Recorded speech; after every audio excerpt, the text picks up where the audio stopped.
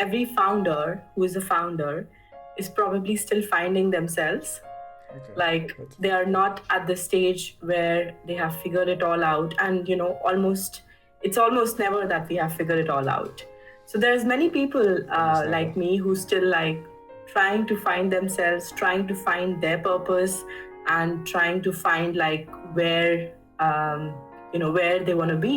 They're trying to find their true calling, and they're trying to find like that particular startup or that particular product or software which they want to create, right? So maybe I'm not there yet, but I want to be, and I think a lot of people would correlate to my story. Okay, so let's start from the story then. When I was living in California, so I did my master's. I did a joint master's between Loughborough University and Stanford University. So I was there in Stanford for 6 months, and I was like amongst this ocean of every second person who's a founder, and like this very electric energy of the whole Silicon Valley ecosystem, where we had like people from Y Combinator or people from Sequoia International, just Sequoia Capital, just coming all the time and like just talking to people and asking them, what's your idea? What do you want to do? What's your big product? So this constant energy that I was there, and I used to always have these thoughts like, oh, how about we do this? How about we do that? And I used to like constantly chatter around that with my friends, and that's how I got the idea that I could be a founder as well. Can you tell me a little bit about yourself? I'm an architect. I'm a full-time architect, and I'm into designing airports. And I have like a full-time. You are into it, or you working as an airport architect? I am working as an airport architect. Like I have a full-time job, like a proper 9 to 5, where I go into the office and I work with people, clients, and I design airports. That's like my full-time life. Apart from that, I grew up in India, and I had a lot of influence of yoga from my grandfather and my mother, who were like second generation. I'm like the third generation yoga teacher in my family. And they were also a lot into like Ayurveda and naturopathy. So that's something like I'm really passionate about, the whole wellness and the holistic wellness, not just the wellness with bathtub and candles. What is in the yoga that your family and everyone else around you, I'm assuming, is just doing it? First of all, it's not an exercise, it's a way of being, it's a philosophy, and it's a way of living. Also, yoga is linked to a lot of physical and mental, especially like mental health benefits. Like it includes like good flexibility, good strength, good balance, like managing stress. Yoga is a huge benefit for your mental health and your emotional health. Like it regulates your nervous system, it reduces your stress, it reduces your anxiety, it promotes mindfulness, which helps you to focus at the present moment, and it reduces like constantly like going into the past, going into the future, and just being present and just focusing on what you want to focus. And you can also like foster like this connection of yourself, like it's the union of yourself with the God. So it fosters this connection of your own self, and it makes you like it generates a lot of self-awareness inside you. But tell me as much as I should know as a beginner about yoga as you can. You should do yoga not just for your body, but your mind. You should do yoga because it just makes you a lot more focused. It makes you a lot more self-aware. It makes you a lot more stress-free and more connected to yourself. How? Because when you are practicing yoga, there's nothing around you. So that's like 45 minutes of just focusing on your breath, on your movement. And it's a very slow process. It's not like a rush, and it's not like increasing your heartbeat. It's not like zone 2 cardio. So it's slow, and it really helps you focus. It really helps you to stay in the moment. Okay, because the exercises are slow and require from you to actually do to focus. Yeah, if you're not there, you would probably fall off, or you would like hurt yourself or something. And there's a flow. There's like a flow state that you achieve when you're kind of doing yoga. So I'm just wondering, how often would I have to sort of practice yoga for me to experience all of the stuff that you actually? Can you like? Like, I think every day. I'm totally blank about it. So like if you can tell me as many details every day.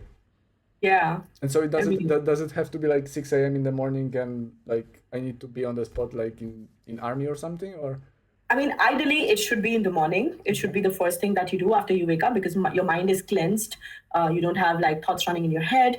Your body is much, much lighter because it's in the detoxification process in the morning. You've not eaten your meals. You've not started your day. So, ideally, it's the best to have 6 a.m. or maybe 7 or whatever time you wake up. Whenever I wake up, yeah. But it's also good to do it rather than not do it. Like it's also good to do it at 7 p.m. rather than not do it at all. So is that your dream to like open something like this? I have so many ideas about yoga and wellness and how it can be accessible with the help of technology. For example, like how you have your regular coffee shops, right? Like you go to a coffee shop, you have your coffee and you start your day. Like what about we have like a yoga shop where you can just go and practice your 45 minutes or half an hour in the morning, and it's like a room full of screens on all sides, like maybe not the most ideal setting for yoga, but then there's screens on all sides, and it's like a constant session going on. There's no like teachers, it's just recorded sessions. You come in, you swipe it with your card, you do your 45 minutes in the morning, and then you just head off to work, right? Like it's just a studio which could be like a replica of, say, for example, a Pret, which could be like anywhere, like maybe 10 locations in London close to offices, and you just come in, do your yoga, pay like £10 or whatever, and then just walk off. So your experience in Silicon Valley got you to the point where you are like, I want to be a founder, I would like to create something, and now you are thinking about those yoga studios. Is that concept, does it not exist anywhere? Not in the current market. I mean, there are studios where there are teachers who take a class, who come physically, and it's something which is not very accessible, and it's not like everywhere.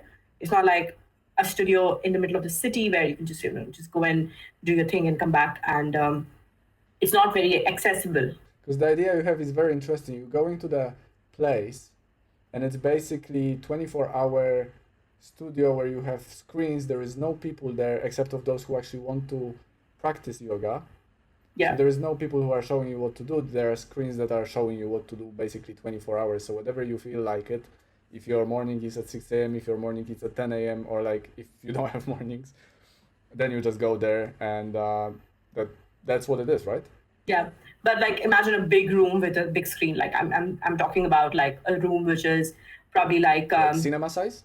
no, not a cinema, but like smaller. I don't know, like 10 meters by 10 meters, like apartment. So it's like an immersive experience where you can, in the front, you can see like what is the front pose going to be like, and in the side is the same person doing yoga, but it's the side pose. So you can align yourself. And I don't know, maybe in the future, digitally, you can have like cameras and sensors which can tell you that your posture is wrong, and there can be like light or beams like projecting on certain parts of your body, which can do like posture correction. Let me get a little bit back to what you said about the Silicon Valley. What did you learn being there?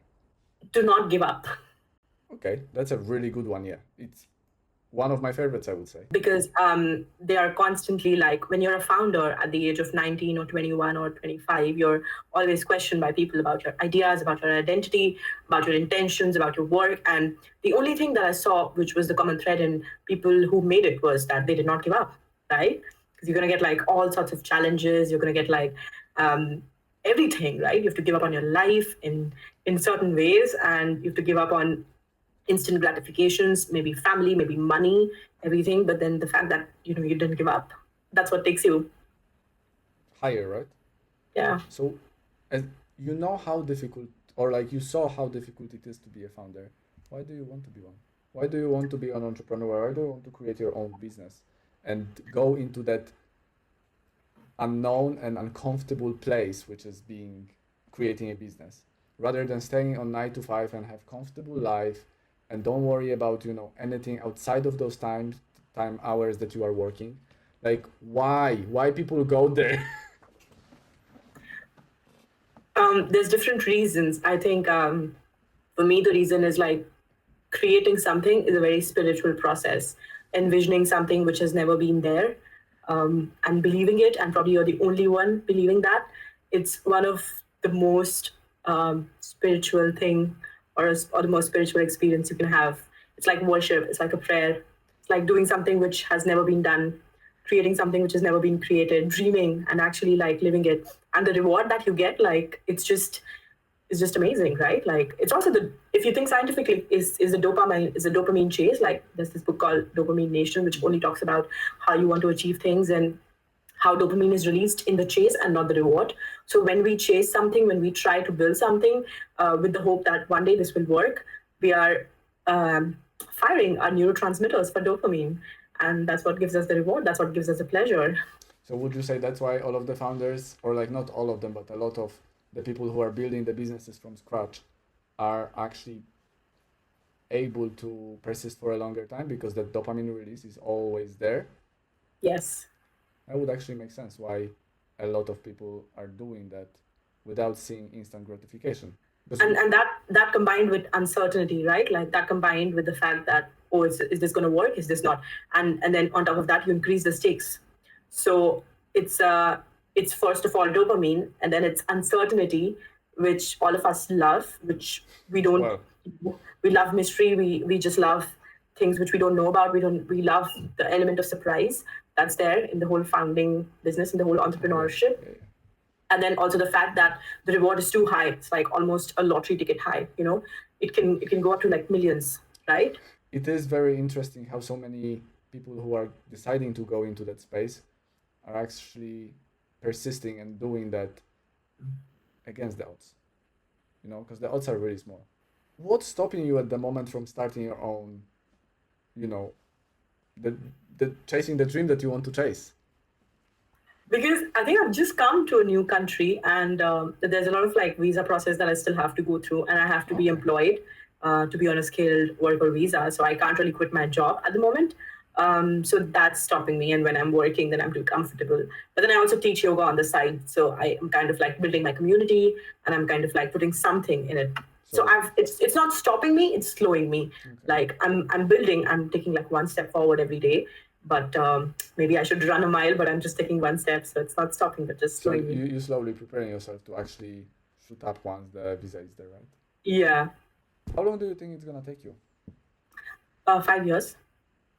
It's interesting to see someone who is sort of, you know exactly what do you want to do, but you can't do it at the moment, and you are still ready to wait 5 years for that until you actually start. And then that's just gonna be the beginning in 5 years. Do you really think you need to quit your job to start a business? But technically, I don't, because if I have some extra hours in the day, like if I have some spare time, I can. But like to just go in like full, you know, you do need to quit. Like you do need to have like a one tunnel view and just one focus and just do it relentlessly. Probably like start with a prototype. Like I would just put money and get like a studio in the middle of the city, put the screens, and record my own videos, and just like just start playing them and just like create this place, and probably create like a community, probably create like some people, and like advertise it, market it, and record stories of people who are actually doing, who are coming, and kind of start building this community, sense of community with the people who would come every day. And how much do you think that would cost? Maybe like 100K would be a ballpark figure. What's your motivation in life? I mean, there's lots of motivations, like Okay. which Let's talk about them all. To be famous, Okay. to spread this knowledge. Why this is motivation for you? Because I feel like if you're famous, then you've made it in life, right? Like if somebody's famous, then they've done something which they are known for. The other is to just spread this knowledge that I have, because there's so much that people can learn from the ancient history of India, from scriptures, from culture, from practices, from Ayurveda. Like I think it's like a lot of modern life could just benefit when they connect to the traditional practices. So just connecting back to our roots, connecting back to our culture and tradition, and making that accessible. That's one of the biggest motivation. Thank you very much for your time today, for joining me, for Thank you, having Michael. that lovely conversation.